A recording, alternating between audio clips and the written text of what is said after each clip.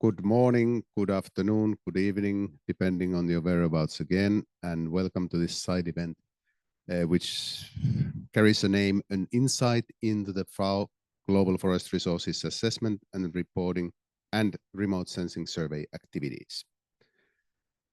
Let me start by saying that originally we were planning to organize this event only for the FRA national correspondents, but then eventually we decided to open it for everyone so that also people and experts that are not directly involved in our activities through this official nomination have a chance to join us here and be informed about the process. Also, I would like to use this opportunity again to thank all our national correspondent, alternates, and other, as you heard yesterday, more than 700 contributors that have been involved in the FRA 2025 process. And when we add the remote sensing survey activities to that, the number actually goes beyond 1,000, because in the last remote sensing survey, we had more than 800 experts collecting the data for that survey. So thank you all. Without you, this work would not be possible. Our agenda today is very nice and sweet, short and sweet. After this welcome part, we will have an update on the FRA 2030 country reporting process. You know, yes, this morning I thought that, okay, this is an LAL, sorry for the interpreters, LAL day, live after launch. But actually today we will already start talking about FRA 2030. So that is an update about the 2030 country reporting process and the flexible voluntary updates and our ongoing and planned activities. We already mentioned the flexible voluntary updates yesterday, but it's very important that you are getting an additional information about those.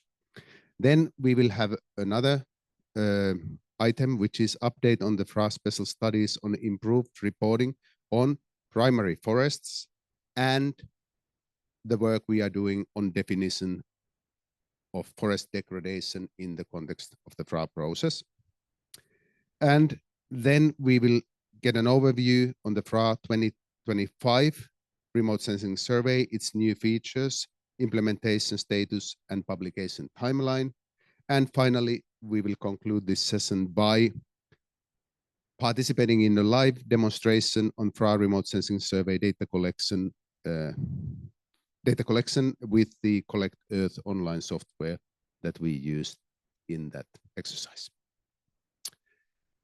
I hope everything is clear. I don't ask if you have any other business to be added to the agenda, because I don't think we have that chance today. But let us, without further ado, let us jump into it. And I would like to introduce my colleague, Örjan Jonsson, who many of you know.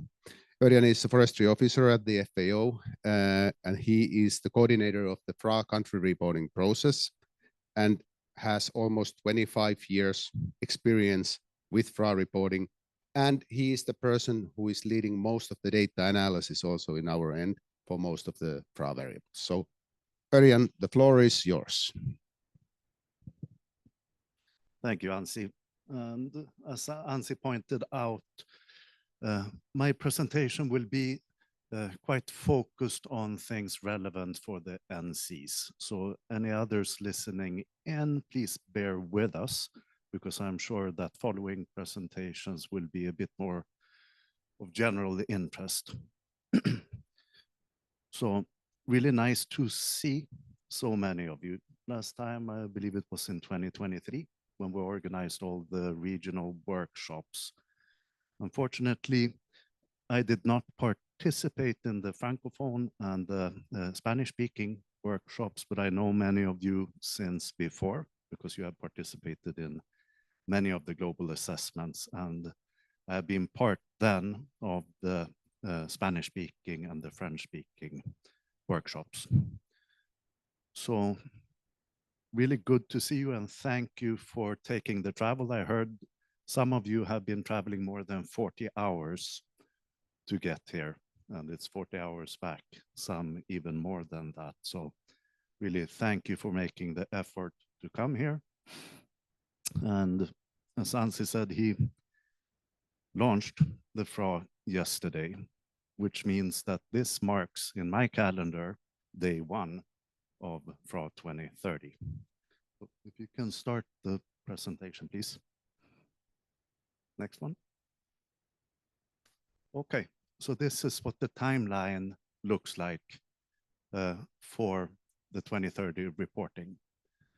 In 2026, as Ansi mentioned, we will have some work on, apart from the evaluation of the reporting exercise, meaning that we look at how did the regional workshops work, the review process, the platform, the content of the reporting. This we will all have a careful look at, and I'm sure that we will contact you sometime next year for an evaluation as well to seek your feedback on how we can improve. And then you see here under 2026, it says voluntary update. The same goes for 2027 and in 2029 and 2030. This presentation will be about the voluntary updates. But before that, we have an expert consultation in 2027. And at the expert consultation, some of you will be invited to participate in that. And we will look at the scope. And as Ansi mentioned, most likely degradation is something that we will look at.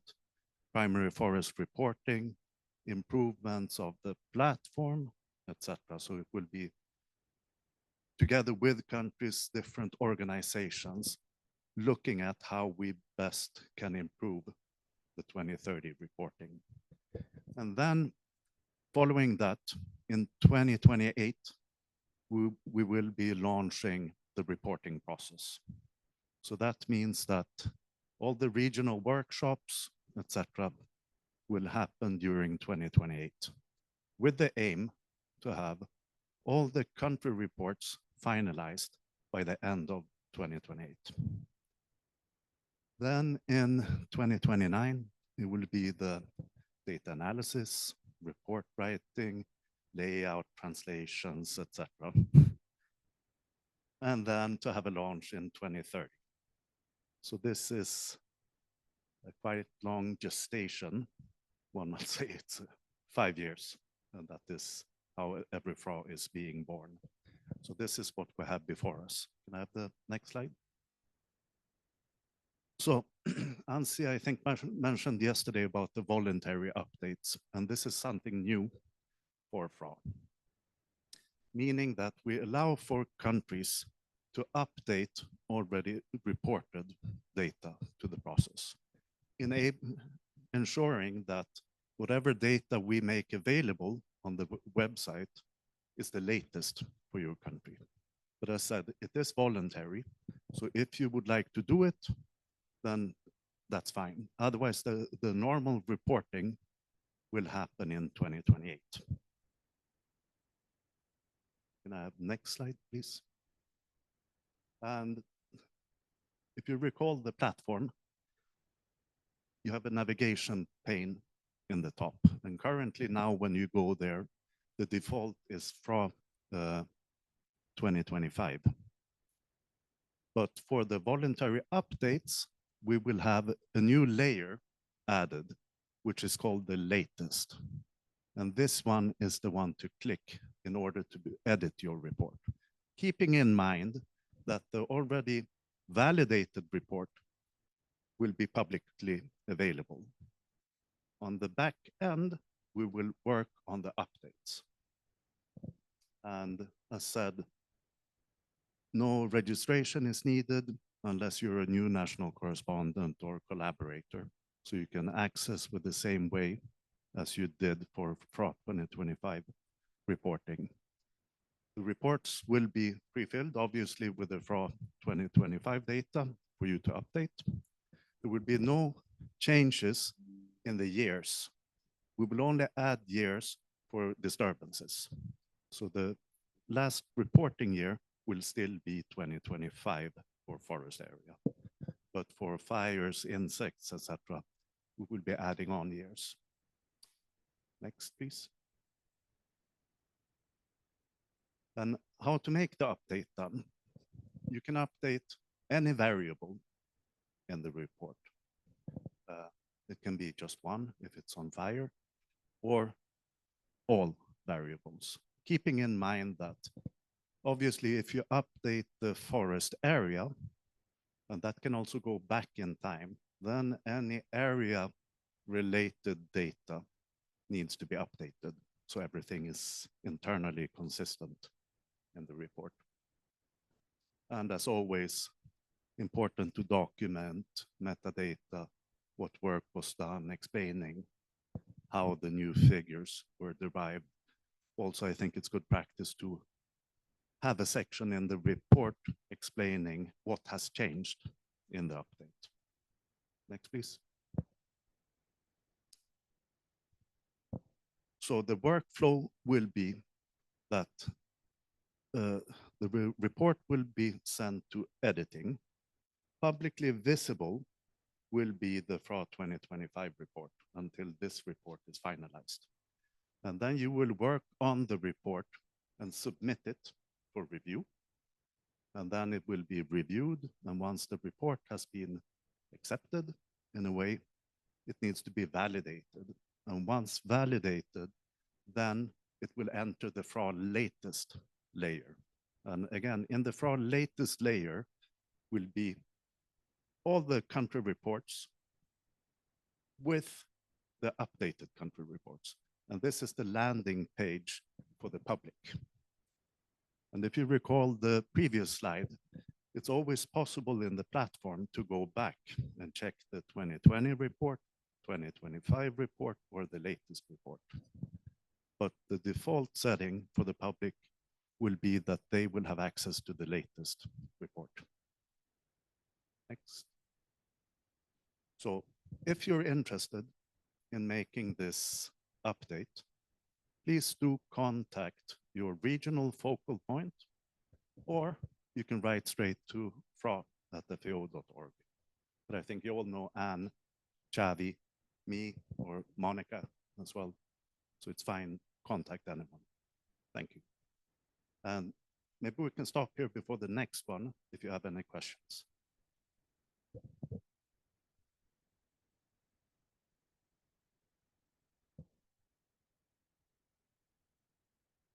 Okay, so I give it to Ansi. Thank you so much, Örjan. And just one little addition. Now we published the FRA 2025 datasets yesterday, and it's all online. And when you go to the platform fra-data.fao.org, you can select the country reports. And when you select the report, you can see that latest update, October 2025. Then when you have done the voluntary update that Örjan just introduced, and when that will be published, we will change that label, and the reports that have been updated after yesterday will then carry a different label, say November 2025, December 2025, or 2026, etc. So that's how the users can see that this was updated after the FRA. Excellent. We will move now on to our next agenda item, and our next speaker is Anne Brandholm, who is also a FRA team member, and is our main focal point for the Francophone countries. She oversees also 2 forest-related SDG indicators, 15.1.1 and 15.2.1, and leads our work on improved reporting on primary forest, and has a long experience not only with FRA, but also with national forest inventories and land monitoring systems, remote sensing, and REDD+. So over to you, Anne. Thank you, Ansi. So I'm going just to give you a bit what we are doing. Also, we are working on the country reporting. We are working on the remote sensing survey for the global forest assessment, but we are also working on a number of special studies. And the scope of those special studies is to improve the data on some specific thematic aspects that are related to forest. I can go with the slides, please. Okay, next one.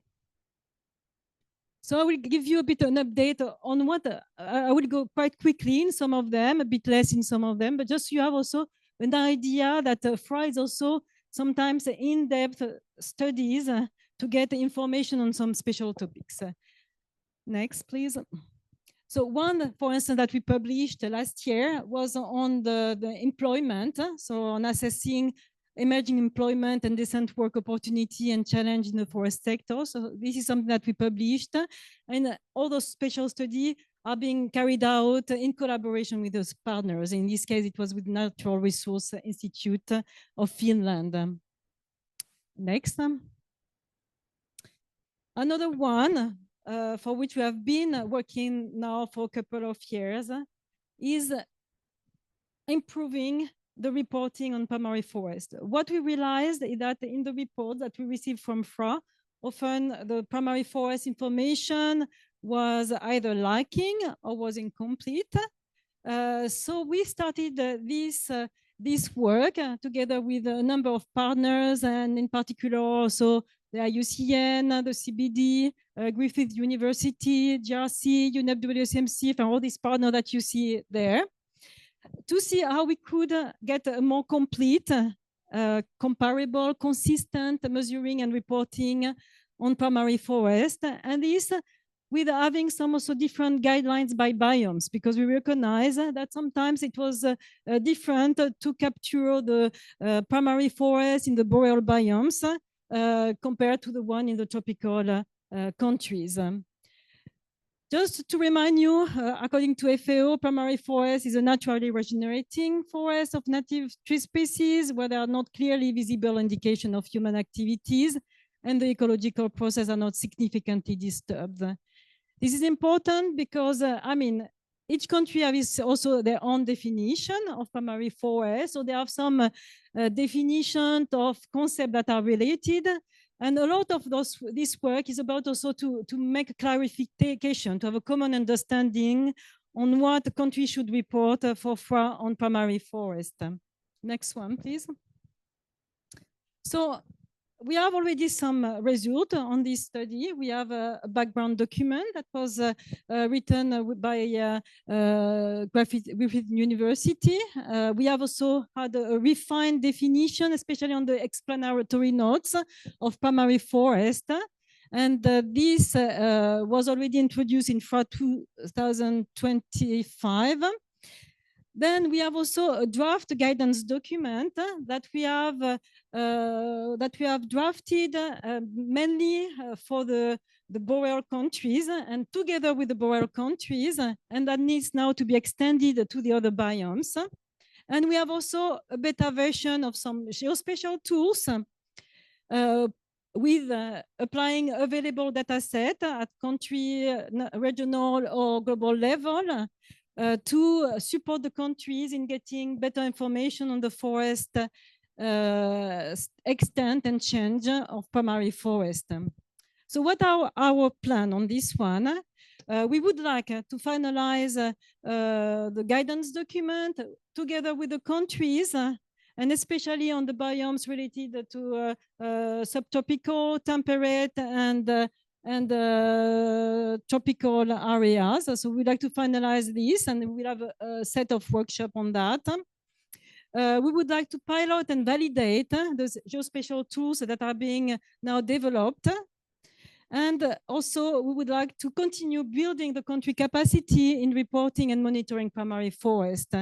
And we have also now a project related to this area that I've just started on strengthening the conservation of primary forest through enhanced partnership and coordination that we are carrying out with a number of partners. Next, please. This is to give you a bit just a snapshot of what the geospatial tool on primary forest is looking like. So this is a beta version. So, okay, this is an example of Ivory Coast. And basically, this is using some global existing data sets available And the countries are able to use what we call a kind of landscape approach, indirect approach, using some different buffers to road, to town and everything, to get an idea of where forests are likely to be primary forest, because especially of inaccessibility. Next one. Another important work that we have started is to work on the definition of forest degradation within the FRA process. Why? Is because you know that there is so far no internationally agreed definition on forest degradation. And the COFO, the Committee on Forestry, in its 26th session, have specifically requested the FAO to support this process of working on a definition of forest degradation within the FRA process. So we started that this year. And first of all, we had already some information on in the FRA 2025 regarding the forest degradation. From that, we have, together with UNEP, WCMC, and other partner, Cambridge University and other, drafted a background paper that will be used and is being used in the consultation process. And we have also a task force established to work on this definition of forest degradation. The task force has already met several times. And if I can go to the next slide, please. This is the composition of the task force. It's composed on main forest countries, including people from Brazil, Canada, China, Russian Federation, US, and it's also including some of the members of our FRA advisory group. And we have also some representative of the Central African Forestry Commission. We have also some representative of the different United Nations organization and academia. Next one. So this is where we are in the work plan. So we already have established the task force on this definition. We have had a background paper to also review the country reported definition, criteria and data to FRA 2025, and an assessment of the core element of the relevant international definition. And now we are working on having a proposed definition with criteria to fit into this process. And our objective is to come back to the COFO for its 30th session, which will be next year, with a review of the progress of this work on this task force, of the task force. Next. Now we'll go very quickly, but it's just to give you also an idea on other topics we're working on in terms of special study. So we have been working on new data and updated methodology to quantify employment in the forest sectors. What we realized, it was sometimes difficult through the FRA report to get relevant data on employment. So now we have been working with ILO and with John and Rich von Thunen Institute to get some better data globally on the forest employment. Some of them are already used in the FRA 2025 report. So you will find a box with these statistics. There have been some workshops, specifically in Canada, Tanzania, and Turkey, and there will be a technical paper released on this work at the end of this year. Next. We have also another study which is on agroforestry monitoring. And here also the scope is to improve the methodology for forest agroforestry monitoring. And this is being also implemented in collaboration with the University of Santiago de Compostela. And so far, you can see the result that we have. We already compiled what are the current methodology and analysis and data set on agroforestry. We have also new agroforestry indicator that has been included in the FRA remote sensing survey approach. And this preliminary data will be soon published in Rwanda later in this month. And we hope to have a final release of the result of this special study in the COFO, in the Committee on Forestry 2026. Next. Very quickly, we are also carrying out a special study on the forest product demand and supply scenarios in a bioeconomy transition to provide an overview of mega trends impacting future supply and demands for forest products. This is being developed in collaboration with Banaus, Earth, and Ontario Limited. We have currently a draft study report that will be launched soon at the UNFCCC COP30. Next. And on this one, I will stop. I don't know if you have any questions on this special study. I know it's a lot of information, but it's just to give you an idea that in parallel with the country reporting, we are also trying to improve the global data on some thematic areas.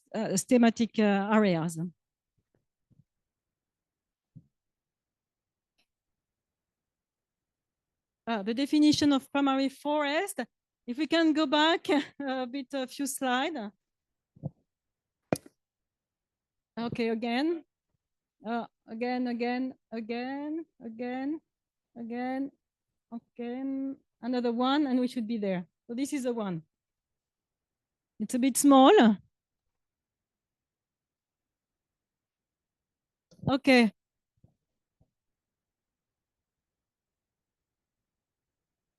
Yes, exactly. So this definition is okay. What we want to capture there is those forests which has been less disturbed by human activities, by anthropogenic activities.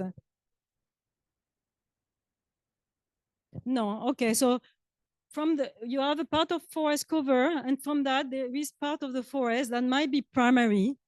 So part of this forest might be primary because undisturbed by human activities, and this is what we try to capture with this primary forest to get those forest areas which have not been disturbed or where the ecological process have not been disturbed in long time.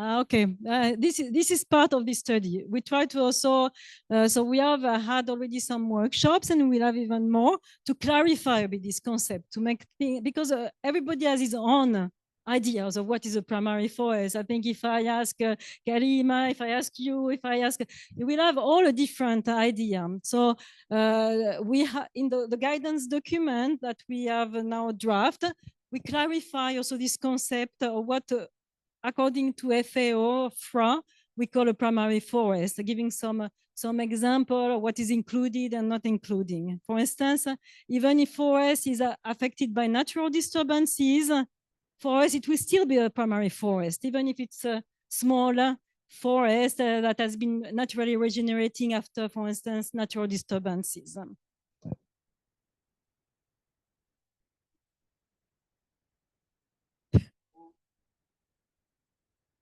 No clearly visible.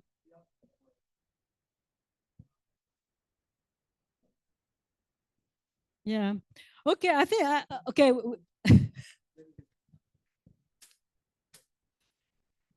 Yeah, I think we have a discussion on that. And I think the guidance paper will be clarify a bit that at the end, the most important part is the latest one. So the most important part is that the ecological processes are not significantly disturbed by human activities, because we recognize, of course, that you might have indigenous people that are in the forest, using the forest, but don't have such an impact to disturb all the ecological process. So this is the most important part, and this is being clarified in this guidance document.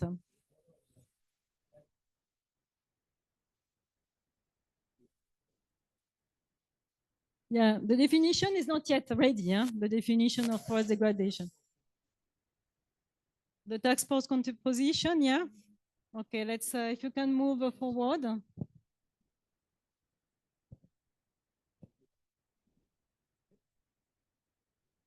Maybe you need a micro because otherwise people don't hear you. Yeah. Okay. Okay. Go to that slide where you have the forest degradation definition, where you have the task force. Go back. No, no, you go forward. Okay. No. The next one. The next one. Because if you check here, there's no African country there. Yes, there is a Central Africa. Central Africa. Is represented through the whole continent. It's represented through the Central African Forest Observatory. I mean, we don't have all the countries. So there are some major forest countries there, and then there are some representative of different countries. But the idea was to keep the task force. But there will be open consultation for everyone, and that's an important part of the process. So once there are some draft document, there will be open consultation, so everyone can react and provide feedbacks. And because countries or regions, they have different types of forest covers. Yeah. So the definition of forest degradation will vary. Yeah. According to the type of the forest covers. So yeah. I guess, like for example, if you can do it regionally, each region you have at least experts from that region who will be part of the task force. Because maybe you can come out with a definition which will not be suitable for other type of forest. Yeah, no, perfectly. So I think that's I think that it's a plan that there will be, and I think Xavier can confirm because he's the one also leading a bit this process, that there will be also possibility for anyone to comment on that, and this will be circulated to everybody. Yeah, no, just to complement, the role of the Central Africa Forestry Commission is act as a voice of all the member countries in Central Africa, which is the Democratic Republic of Congo, the Republic of Congo, etc. I think this week one of our colleagues gave a presentation as a request of the Central Africa Forestry Commission and introduced this topic of the information on the task force forest degradation. And we try to keep it balanced, and you see there are both boreal, temperate, and tropical forests from every continent, but it's also important to keep it small to keep the conversation fluent. Acknowledging that there will be two consultation processes that will inform countries, there will be both countries, but also other stakeholders that will be able to provide comments on the definition, which is not the operationalization, which is another step that will be carried out later on. Okay. He was first. Ouais, moi c'est Dodem Benza, je suis de la République démocratique du Congo.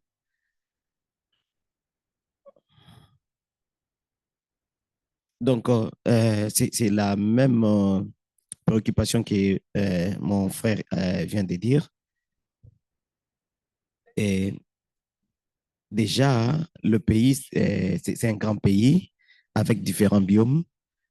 Et nous avons une forêt tropicale qui est là. Et au-dessus et en bas, nous avons les différentes forêts claires qui sont là. Mais il y a des forêts claires qui sont denses. Alors, en ce qui concerne la dégradation des forêts, il y a consensus. Et là, vraiment, il y a la mer à boire. Parce que déjà, avec l'Université de Maryland, le travail qu'on a fait, c'était difficile de renseigner sur la dégradation dans les forêts claires. Alors, j'ai dit, dans le développement des outils, il serait mieux de discuter avec le pays avant de prendre une décision de mettre l'outil à disposition, parce que le pays a déjà un problème avec la dégradation dans ces différents biomes, et il y a des définitions qui sont en train de venir. Il y a pratiquement 2 semaines, il y a eu un travail avec les jalons où on a ressorti une définition de la dégradation. Alors, dans ces processus, concernant les FRA, il serait mieux d'associer les différents pays qui ont ce genre de forêts, parce que parler de la dégradation dans la forêt tropicale serait un peu plus facile que parler de la dégradation dans les forêts claires, denses, parce que c'est un peu compliqué. Merci. Thank you, Dode, for this comment. I think, okay, already within the FRA 2025, we collected from all the countries, we collected data on the definitions being used at the national level for degraded forest.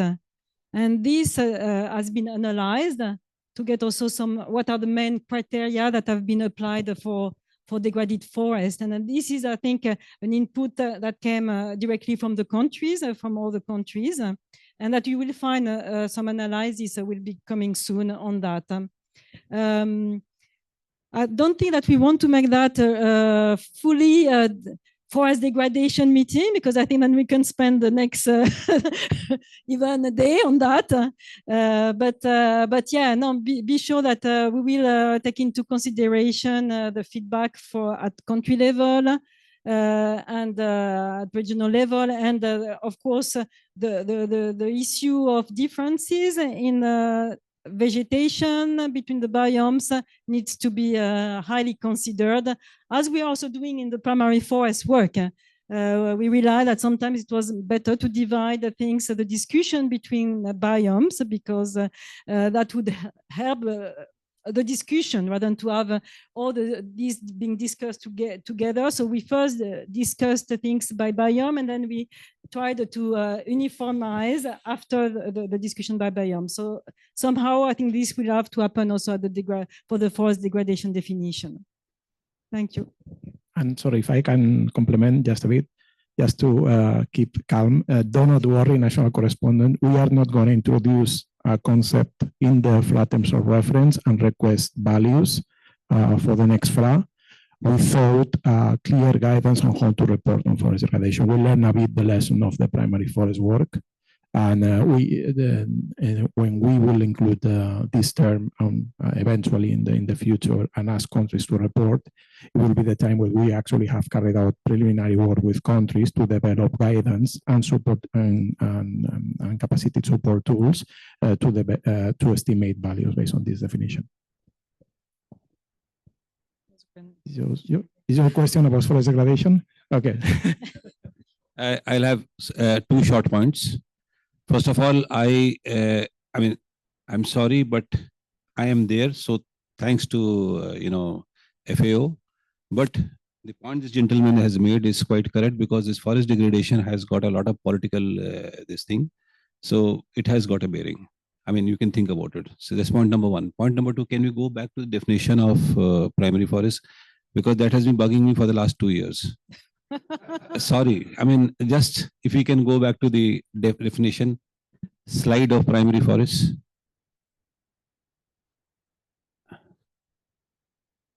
Yeah, if you can go back again.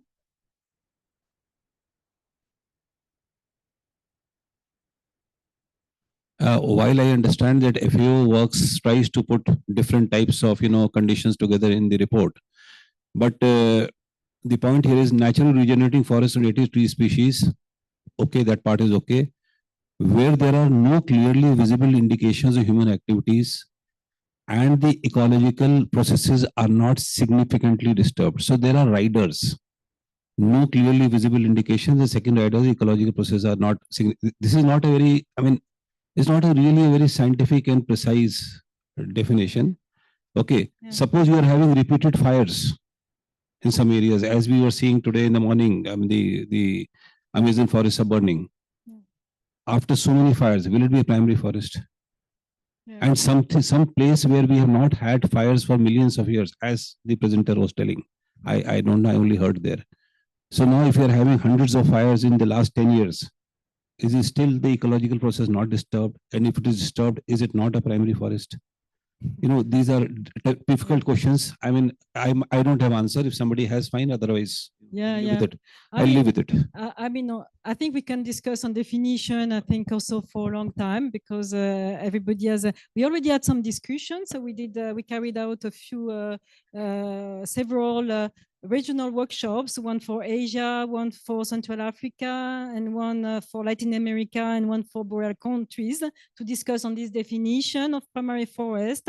The conclusion is that at the end, the definition, and we have also a discussion paper that this definition aligns with most of also the other definition existing around. Of course, there is no definition perfect that would fit all the situation, but it was said that maybe this one we shouldn't change, but we should enrich the explanatory note of the definition. And this is what we have done. So if you go to the FRA 2025 terms and definition, okay, this is one part, but then you have a bunch of explanatory notes that came out from this process of consultation and those workshops, where we try also to provide a bit more some criteria that can help the countries also in understanding this different bit of the definition. I think we have to go to the next one. Thank you so much, Anne, and thanks colleagues for the very good questions. And as you see, we are tackling some things that are really challenging, and one of those things are the definitions for these two. Now I would like to move on to the remote sensing survey component and invite Xavi Del Lamo.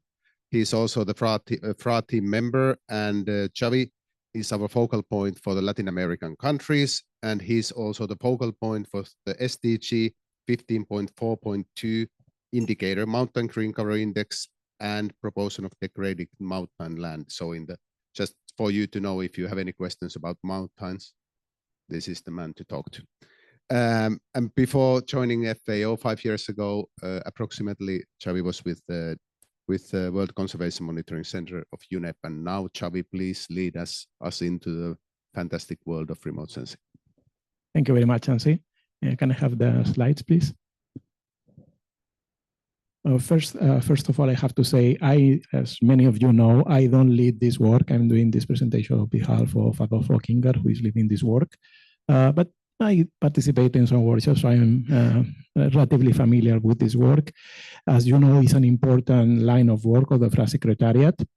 So in this presentation, I'm going to inform you about the implementation status of the FRA Remote Sensing Survey 2025, the new features, and the publication timeline. Please, next slide. Just to give you a bit of a background, I think one could ask what are the reasons to produce a global remote sensing survey if already the FRA country reporting process exists and is working well. And that is true, and it's not only working well, it's working better and better as far as the national capacity to estimate forest values is increasing, and this reflects in the FRA. But the FRA, as any other assessment, has some limitations, which I think are based on the strength of the FRA that is fits on the national official data. But there are limitations nonetheless that have to be taken into account to interpret the results. Some of these limitations are the low capacity in some areas in certain countries to forest monitoring, particularly long term, from 1990 to 2025. This requires some countries to use different data sets and different methodologies, as you may know, because you run these systems. Sometimes there are changes in imagery, in Landsat imagery. You change to Sentinel. This creates a noise, an inconsistency that sometimes can be solved, sometimes cannot be solved.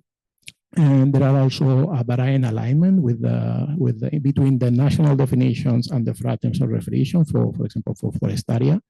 In some countries, the alignment is 100%, and it's not a problem. For example, in my region of work, this is the case of Brazil. The Brazilian forest definition is exactly the same as the FRA definition, so there is no problem on that.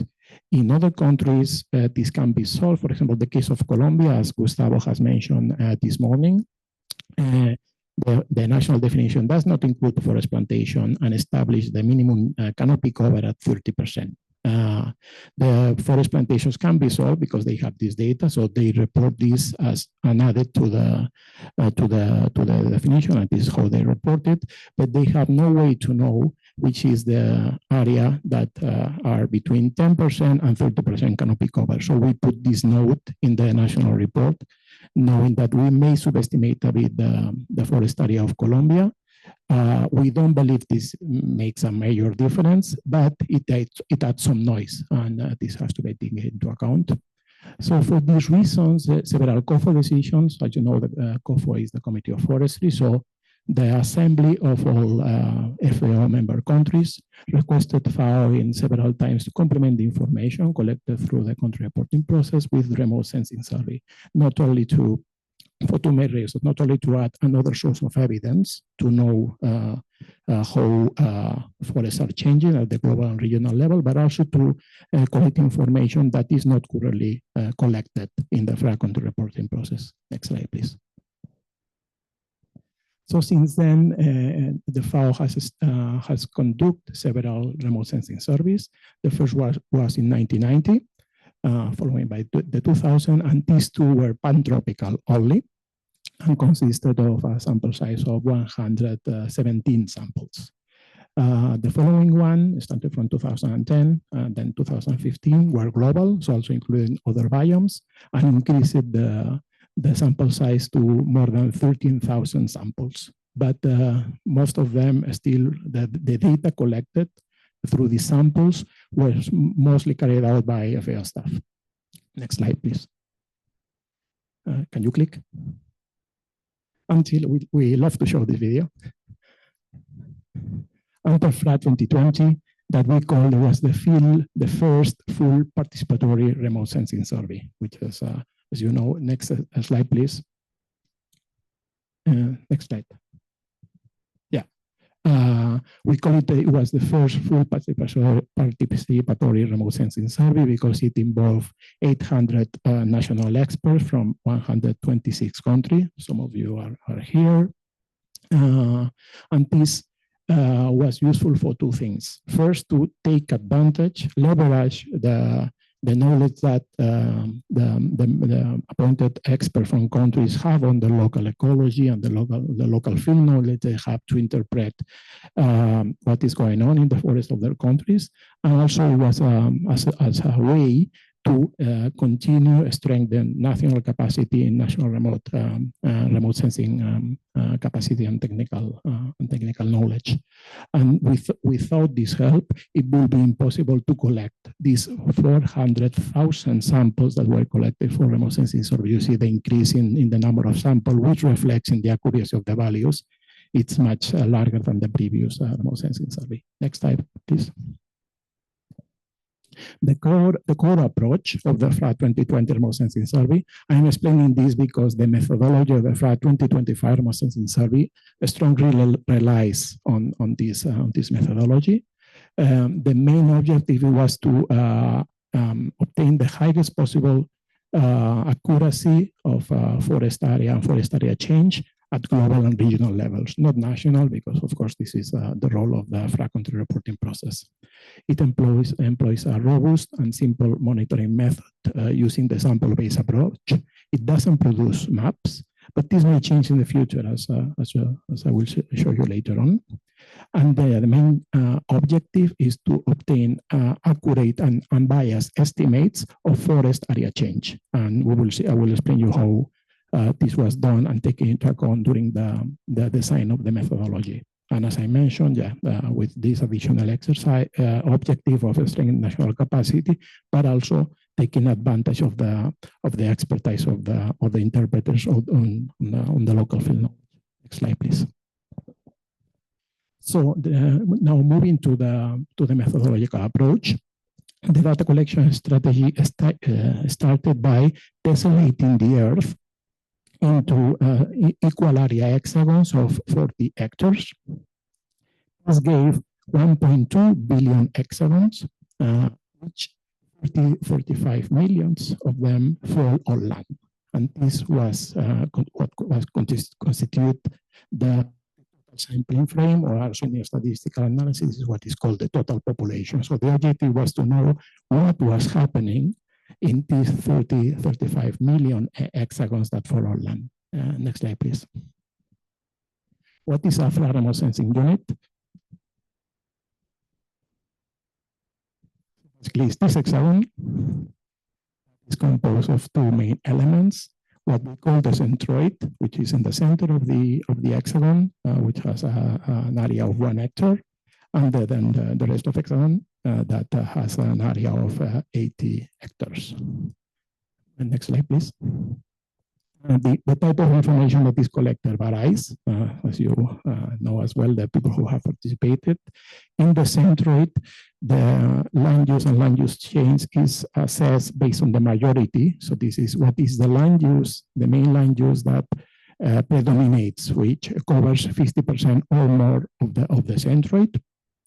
And in the hexagon, land use and land use change is assessed based on the quantitative proportion. So the interpreter have to assess what are the different land uses that are included in the hexagon in proportion. So then up to 100. In both cases, they use what is called the landscape context or the landscape support unit. So the interpreter has to know and have an idea of what is going on around the hexagon in order to make a call on what is happening in the sample unit. This is very important to increase the accuracy, as several studies have shown and provide evidence on. Next slide, please. A key tool to allow all this to be possible, as you know, is Collectors Online. It's a tool that is part of the Open Forest suite. Some colleagues have talked about this this morning, about the use of this. And it's basically one of the main strengths of this software is that it really allows to collect data and facilitate the process without much knowledge of, those require a high level of expertise on remote sensing. So a person who have a good local knowledge of what is happening at a country level, maybe after 1-2 days is able to familiarize himself or herself with the software in a way that allows to quickly collect data. It also allows multiple users to collect information. There is no need to software installations and data storage, so it really facilitates the data collection and allow to collect it first to allow to these different hundreds of participants to participate, sometimes several of them at the same time, and also to collect this data fast. Next slide, please. The data collection strategy is based on the stratified random sampling. I'm sure many of you are familiarized with that.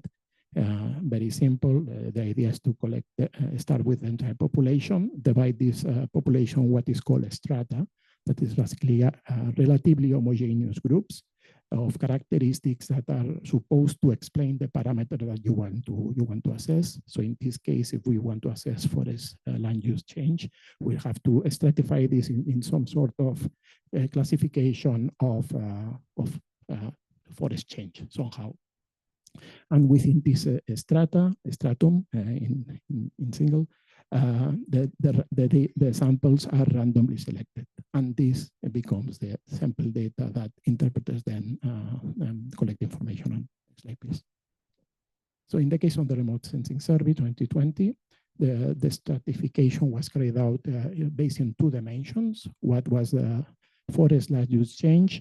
For that, what we used was the tree cover change from what is called the Hansen dataset. Some other people call the global forest change dataset. Also, other people use it Global Forest Watch because it's the platform that is used to disseminate this information. And we make 4 groups based on this dataset. One is what is called the change group. The big change is areas where there was a change in tree cover from more than 40% from 2000. The small change was the areas where the change was between 5 to 40% from 2000, and 2 groups that was the no change group. That one was in forest, so no change in areas with more than 10% canopy cover, and no change in areas with less than 10% canopy cover. The other dimension of the stratification was the ecological zones. FAO ecological zone is a map developed by FAO around 20 years ago, And the idea was to also take into account the different type of forest when collecting data. So if we multiply the 20 global ecological zones at level 2 of this map with 4 gives 80 strata. Next slide, please. The sample allocation was carried out in this way. So basically 50% of samples was assigned to the change stratum, 50% was assigned to the no change stratum. Then in the change stratum, 70% was assigned to the big change group, 30% was assigned to the small change group, and the second group, the no change stratum, the samples were equally distributed. Then the next step, samples were assigned proportionally based on the area of each global ecological zones. So if we put this in, and there was later on a small adjustment on several classes based on the judgment by expert, but I think this was minor. So can you click? In terms of number, this is how we end up. So we had like, most of the samples, 140,000 in the big change, then 60 samples in the small change, and then 200 samples, 200,000 samples in the no change strata. Was this the most efficient allocation of samples? Well, at that time we didn't know. Now that we have the analysis of the results of FRA 2020, we can say that the answer was no. There was other ways to make the allocation more efficient and get even more accurate results. And this was taken into account for the sample allocation of FRA 2025 remote sensing survey. Next slide, please. So this is how the actual allocation of samples for FRA 2025. And we can see here, well, these are the 400,000 samples, and the areas of high density of samples, so these areas that are darker because of the concentration of points, what actually indicates is the areas that have shown a higher change in tree cover. So for example, can you click? There is the Gran Chaco region in South America. That is one of the areas with the highest deforestation rates in the world through the conversion of forests to either cropland and pastures. And also Southeast Asia through the conversion, in this case, is of forest to oil palm in some areas. Next slide, please. Now going to the results, I'm not going to go into detail because the report is there. But basically, one of the main messages is that the results were more or less in line in the range of the FRA country reporting process. So for the first time, actually, we have a direct source of evidence that the standardization process that we carry out in the FRA country reporting process works. So we see that the forest area was about, is estimated in 3.97 billion hectares. If you remember, the actual results is in FRA 2025 for this year were about 4.1, so it's really in the range. Next slide, please. And regarding where this is happening is the same picture that the FRA is telling us. So forest expansion is is carrying out in all biomes except the tropical. Tropical is what is experienced net negative changes, but this is slowing down. Next slide, please. There is actually a section in the FRA 2020 remote sensing survey report that actually compares the values. And what we can see is the trends are similar on average. So see that the actual deforestation and the reduction in the forest in forest change actually it has more or less the same shape. Next slide, please. But this, when we look at the values, this is what actually it is comparing is the forest area of regions, absolute regions from the FRA 2020 remote sensing survey and the FRA 2020 country reporting process. It is also included in the FRA 2020 remote sensing survey report. When we compare regions and values, we see that in some regions, the values are almost identical, and there are a few outliers. And this is the case of Africa, and particularly, for example, Eastern and Southern Africa, also Oceania. What are the reasons for that? We don't know, but the report speculates that could be, for example, the low capacity of some countries in monitoring for resources for the FRA country reporting process, but also could also be the problems in classifying these hexagons in samples in some of the ecosystems that these countries have that are open forest with not very tall trees. That sometimes it's difficult to determine whether this is meets the definition of forest or not. Maybe a mix of the two. We don't know, but this is what the report said. Next slide, please. One of the added values of the FRA remote sensing survey is the production of new information that is not collected in the FRA country reporting process. And one of the most important ones was the global drivers of deforestation. That says that 90% of the deforestation is driven by food production, either cropland expansion and livestock grazing. And this is a figure, is that the 90% of the deforestation is driven by this. That has been extensively cited in the general media and scientific reports. Next slide, please. And in addition to the remote sensing survey, a report that I think was published in 2022, you can download through this QR code, two thematic studies were published later on, also based on this data. One of them is the contribution of large-scale and small-scale farming to global deforestation. This was done through a reanalysis of some of the samples collected in the remote sensing survey. It was not directly corrected by the interpreters, so some interpreters that were hired later on, but also, and there was a specific study on the world mangroves that was published more recently, I think maybe a year and a half or so. All this can be downloaded from these QR codes.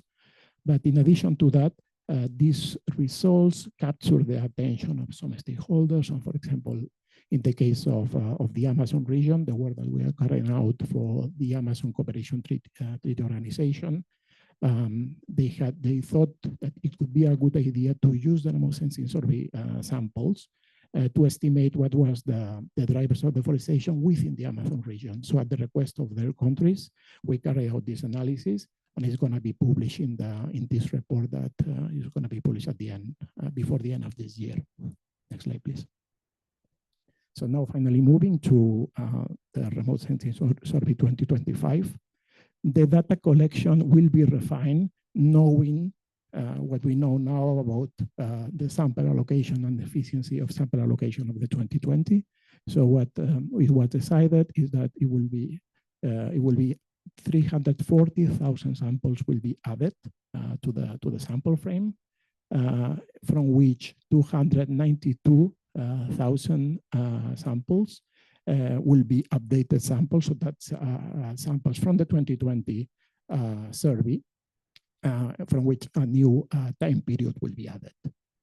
And there were additional samples, a bit more than 50,000, that will be totally new. So the data collection will involve the full period from 2000 to 2024, sorry. And these samples will include this specific sampling frame from mangroves in order to update the World Mangrove Report that was published in the next edition as well. So this will be kept. Next slide, please. Regarding the status of data collection, it's well advanced. All these workshops have been carried out this year and last year. This is about 30. The majority of them were in person. Some of them were national, some of them were regional. So the fact that, for example, there was a workshop in Argentina doesn't mean that it didn't involve only Argentina, also neighboring countries, and a few were organized online as well. And they are not yet finished, but if you can click, the majority are finished, and we have collected about 78% of the samples. So we are entering the last stage of data collection. Next slide, please. Regarding other new feature is the expanding of the thematic scope. So we are now collecting information on shifting cultivation. This is included in the questionnaire. Also agroforestry, information of barn forest, the presence of pastoralism, the crop, there has also a disgregation of cropland into different types. and the information on the agricultural scale and mangroves. Mangroves remains from the previous edition. The agricultural scale, if you remember what I told you, is that this was a post-analysis. So there was a group of interpreters that were hired to reanalyze a few samples to produce this publication. This time are the actual interpreters who are collecting this data. Next slide, please. Another change that we are introducing in this edition is that we are promoting the principles of open science and data in the production of this work, which means that we are offering the possibility to countries that are interested into making this the geolocated point sample data openly available using an open data license, which is this one at the bottom, the Creative Commons Attribution 4.0 International. This is the license that FAO is using by default in all the main publications and data set. And well, this is a bit of a time-consuming process for us because this involves, because this data has been collected with a collaboration of countries. This involves and require us to sign the individual data contribution agreement. So, you know, I've been sometimes reminding you about this because we know it's a long bureaucratic process in some countries, but it's proceeding well. And in general, we've seen that this is well received by countries, and sometimes the problem is not that they are not willing to do it; is that this takes time to get this agreement signed. Next slide, please. We are also exploring new research methodologies in order to see how we can make this process more efficient and collect the data more effectively. And we are collaborating with GFZ, Tim Stassen, who is here. I think some of you have talked with him already. And we are trying to answer the question that I think everybody has asked themselves in the last couple of years. It is how artificial intelligence can help us do our work more efficient, more effective. So what this project, the objective of this project, the AI for Flume project, what basically what he has done is develop a deep learning tool that is emulating the work that interpreters are doing. So using remote sensing data and other ancillary information, the model is able to emulate and classify the samples in the land use classes that were included in the remote sensing survey analysis, and on average at the global level and on average at the different land use classes, the preliminary results, so that it may have the same level of accuracy of human interpreter on average. This may change from different land use classes and regions. So the results are very promising. What are the potential applications for this? We think there are many. Could help, for example, for the quality control. So, for example, if there is a disagreement between a human interpreter and the AI tool, we could ask an expert human interpreter to determine what is the right classification. It could also help us allocate human and economic resources, for example, to determine what are the regions and land use classes that are more difficult to interpret. So invest more human resources in these regions, or the opposite, identify what are the areas and regions that are easy to interpret. So let the actual AI model to do it so we can focus on the difficult ones. Next slide, please. Another potential application is the development of maps. And rather than we developing the maps, or develop the methods and tools that allow countries that will use this data to develop maps that could be used for feeding spatially explicit biodiversity models, or could be used also to stratify national forest inventory data collections. The applications are many. This could be customized, for example, selecting which land use classes we are producing the maps, which reference years, which areas of interest, and yeah, also preliminary results are promising. But yeah, more research is needed, and I think the next phase of the project will help us to use this work and make it really our work more efficient and effectively for in the next year. Next slide, please. So just to finalize on on the timing of the publication. So the idea is that we are expecting to publish the main report, the remote sensing survey results next year in 2026. And this will be followed by thematic studies. It will be a new edition of the World Mangroves.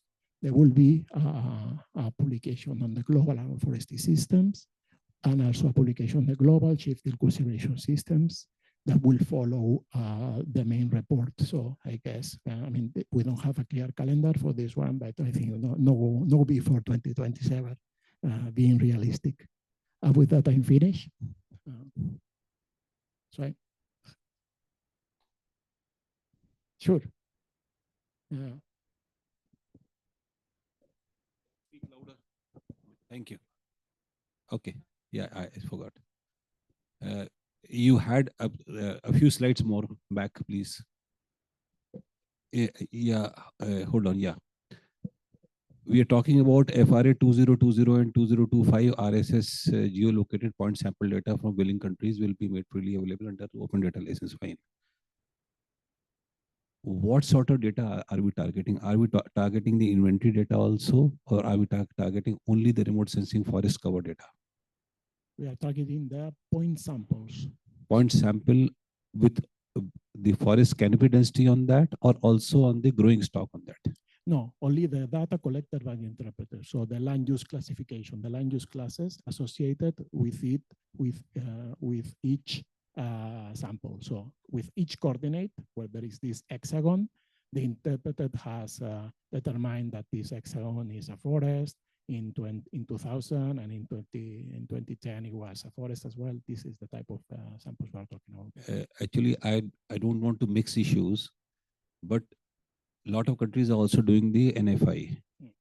And for NFI, we are collecting data from the field. Yeah. So when you're talking about the application of AI, that time that field collected data also will be very useful, because we can use it for growing stock, biomass estimation, carbon estimation, using the AI models that you are citing.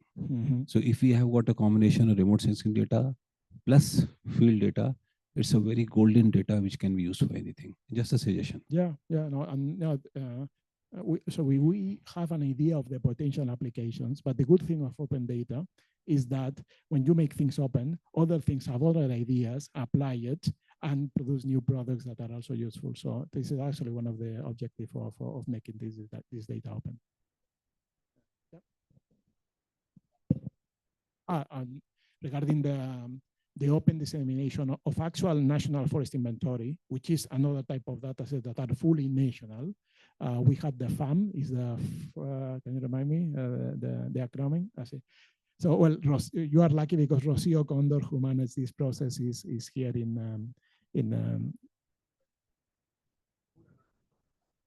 exactly. So this is the portal through which FAO is promoting the open dissemination of the national forest inventory data. And there are a few countries that have joined this initiative. There are also different levels of degree of openness. And if you are interested, I can introduce you to Rocio, who will be very happy to hear about that.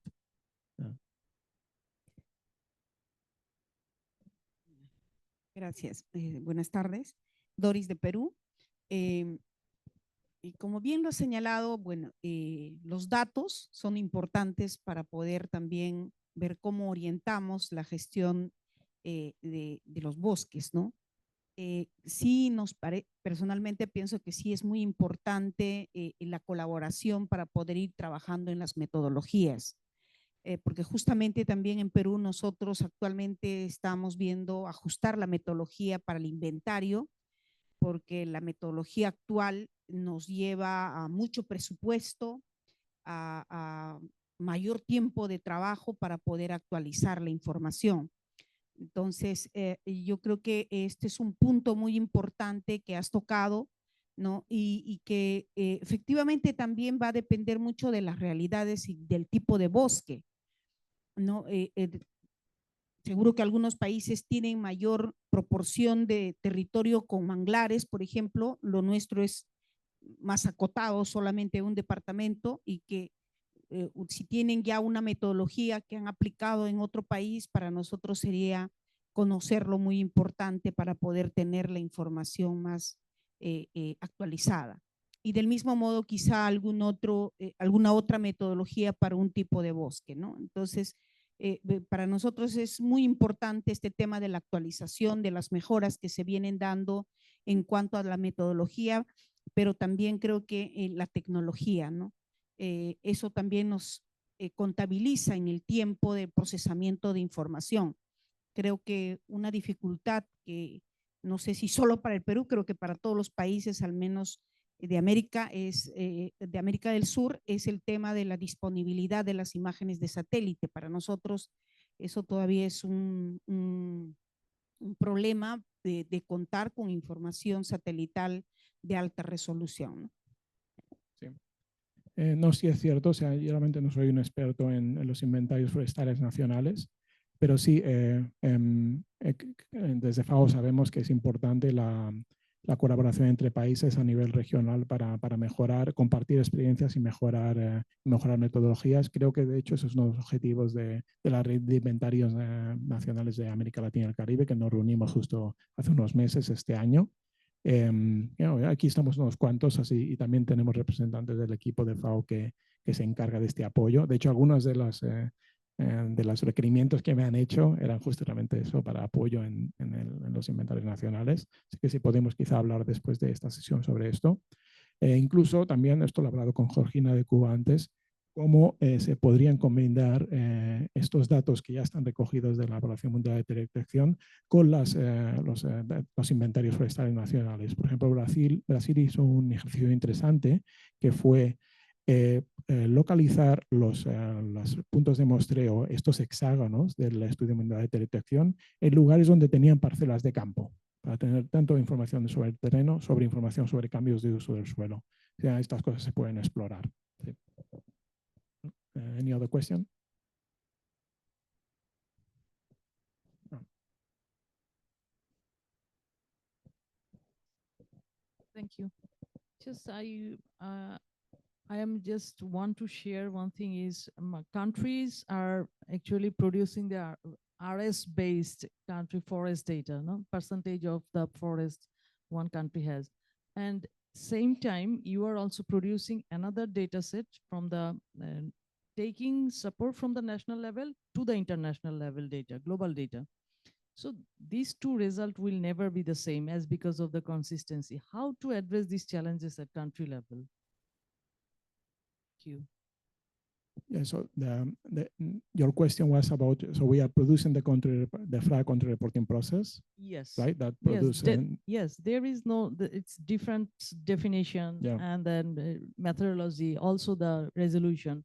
So how to address these data, because globally available 1% for forest for that country, and again at the national level there are different percentage of forest for that country. So 2% globally is one, nationally is another one. Yeah. So how to address or minimize these challenges? Yeah. Well, the objective of the remote sensing survey is not to produce national estimates. This is, and this is important to take into account, because the whole data methodological strategy has been designed to produce global and regional estimates, never national.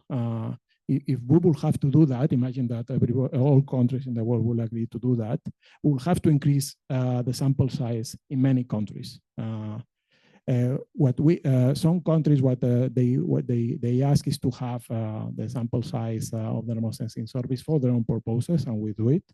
But yet, this is very important to take this into account. The FRA remote sensing service doesn't produce national estimates, and is not designed to do that at all. But countries that are interested to do so can complement the sample size collected in their countries in the framework of the global remote sensing service, adding new samples to increase and actually produce unbiased, unreliable estimation of forest area and change using this technology. And in fact, in a project that we are negotiating with a donor, we have this particular component. So and basically support countries that would like to increase the sample size you following the methodology of the remote sensing service to produce reliable estimates at national level that they can use to compare with data derived from national forest inventory, etc.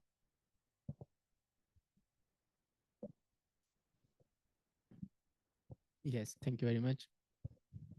Just to add to the same question, my question is specifically on the uncertainty and accuracy calculations. Is there a way to do these calculations on the sample-based inventory of the remote sensing survey? And if compared to the wall-to-wall mapping, what has there been an exercise on that? And the second is a suggestion on the forest degradation part, like the definition should be simple and measurable through remote sensing rather than vague definitions like the primary forest in FRA 2025. We actually did not report based because it's very difficult to have a remote sensing based measurements of primary forest. Thank you. Yeah, no, good questions. The first one, I actually didn't mention this in the presentation because I'm already late. We are already past of time, so I had to summarize many things. But there was an exercise of accuracy of the FRA remote sensing survey. And basically, it consists that 3% of the samples, so 3% of these 400,000 samples were used for accuracy assessment. It was reassessed by was assessed by 3 different experts. Unfortunately, these results were not published. I think there is a scientific publication in preparation, but yeah, I think we will need to publish this study because if you are familiarized with land cover mapping and forest satellite mapping, we generally the point sample interpreted by humans, which is called in land cover mapping, as you know, a reference data set, is regarded as the God truth. So yeah, you can use this to assess the accuracy of this map. Well, and we actually found, and the preliminary results, and this is not new, this has been found before, of the accuracy assessment. This data has also errors, and these errors are sometimes the level of error depends sometimes on the type of ecosystem, etc. So this is important to take into account. So yeah, it was, the data was collected. It has not yet been analyzed and published. Regarding the forest degradation definition, what I can say, this is ongoing discussions too. Yeah, so yes, for you to know, we have carried out already 4 meetings. But the preliminary agreement is to first develop a conceptual definition, which will be broad enough to allow all different forest types be included in this definition. First, make this agreement, and then discuss which variables and indicators are we using to measure this conceptual definition, knowing that countries will have different data availability. And so there will have to be some flexibility that then this can be assessed through a tier system. So in the same way that now the FRA uses. Right? I think we are.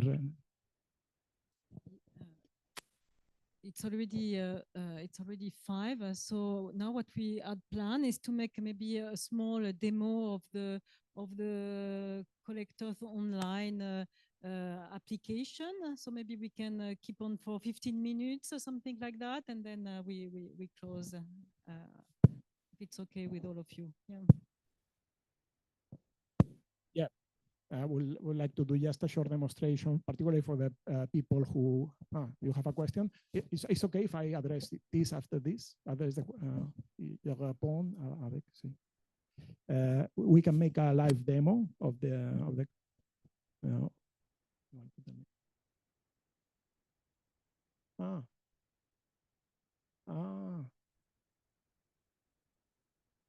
okay, yeah, I will try to do it fast.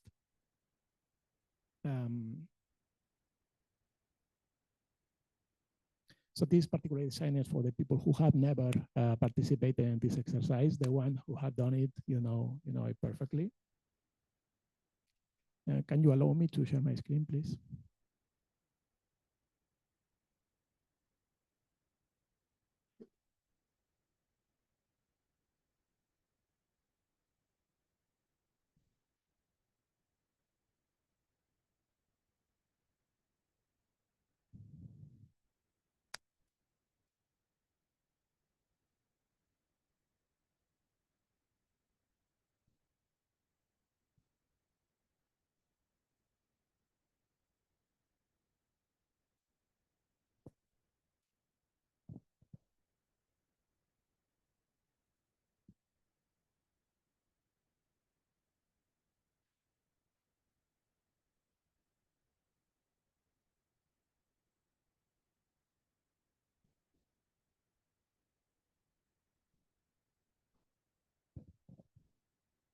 we may run the risk of having to leave the room really quickly. So we have here a little surprise for you. For those of you that have uploaded your photo in the platform to your profile, we have used all those photos to make a mosaic using the FRA 2025 country report design behind, and you will be able to find your own photo in this one. So we will place them at the back of the room. So please make sure to take at least one, take as many as you want to, because we will have to carry these back otherwise. So please bring two colleagues and alternate correspondents and collaborators as well, because they may have uploaded the photo. So I will be at the back of the room with these. Thank you.